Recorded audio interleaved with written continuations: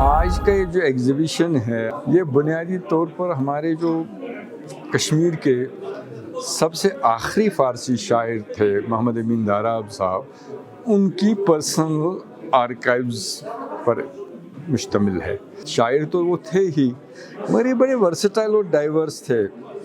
एक इंस्टीट्यूशन थे ये आपस खुद में ही। उनके इंटरेस्ट भी, जैसे मैंने कहा, बड़े डाइवर्स थे। ये क्राफ्ट के बारे में लिखते थे, मर्चेंडाइजिंग के बारे में लिखते, पॉलिटिक्स के बारे में लिखते थे, मजहबी इंस्टीट्यूशंस के बारे में लिखते थे। इनको एक बहुत दस्तरस हासिल थी क़ित्ता तारीख़, मादे तारीख़ अबजद में लिखने की। हैरानगी की बात है, जब नील आर्मस्ट्रांग चांद पर जब वो चढ़े, उस दिन का भी मादे तारीख़ उन्होंने लिखा है, वो इस रिकॉर्ड में है। उसके अलावा इनके यहाँ ख़त किताबत है, जो बाहर के आलमाओं के साथ, बाहर के दोस्तों के साथ उन्होंने की है। इनका सबसे बड़ा कंट्रीब्यूशन लिटरली अदबी तौर पर ये हुआ, गनी मुल्ला ताहिर गनी कश्मीर के एक बड़े फ़ारसी शायर, इनके कश्मीर के तो सबसे बड़े फ़ारसी शायर थे, मगर फ़ारसी शायरों की सफ़ में ईरान, हिंदुस्तान, कश्मीर मिला के उनका मकाम बहुत नुमाया है। ये हमने सोच के इंटैक के साथ टाई अप किया कि जो सारे ये लिखा हुआ है इनका, तो 1979 में ये फौत हुए। उसके बाद आज हमने ये सारा कुछ निकाल के लोगों के सामने रख लिया, ताकि वो जान सकें कि अमीन साहब की पर्सनैलिटी क्या थी, अमीन साहब कितने लिखे पढ़े थे और अमीन साहब की कंट्रीब्यूशन क्या थी। किसी नॉर्मल स्कूल में जैसे कहते हैं कि स्कूलिंग इनकी नहीं थी, घर में ही सारा कुछ पढ़ा है।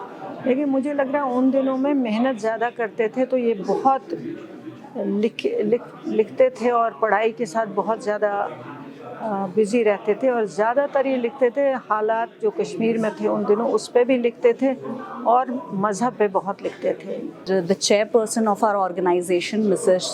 Nikha Shafi Pandit, this was her idea, and along with INTAG and this Amar Singh Club, we have organized this event.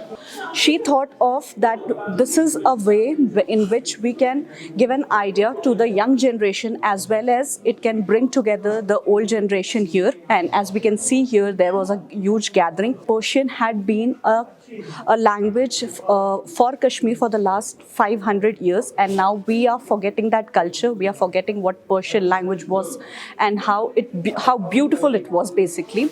So it gave us an insight into not only into the life of Darab Sahab, also how rich Persian language was, how it connected to Iran, how it brought that culture into Kashmir and into India. ये पहली ऐसी event है जो हमने शुरू की, और हम सोच रहे हैं कि आगे भी हमारे बच्चों को पता चले कि हमारी कौम में, कश्मीर में कैसे आलिम थे, कैसे लोग थे जो इतना लिख के डिफ़िकल्ट हालात में आगे बढ़ते थे। और इस टाइप से उस वक्त के बारे में, उस इकोसिस्टम के बारे में जो उन्होंने बातें की हैं, उनका पता चले। तो हम यही गुजारिश कर रहे हैं अभी इसमें भी बाकी लोगों को भी, जिनको हमने बुलाया था, कि आप भी अपनी पर्सनल आर्काइव देखिए, किस खूबसूरती से हम पेश करके नई जनरेशन के सामने रख रहे हैं।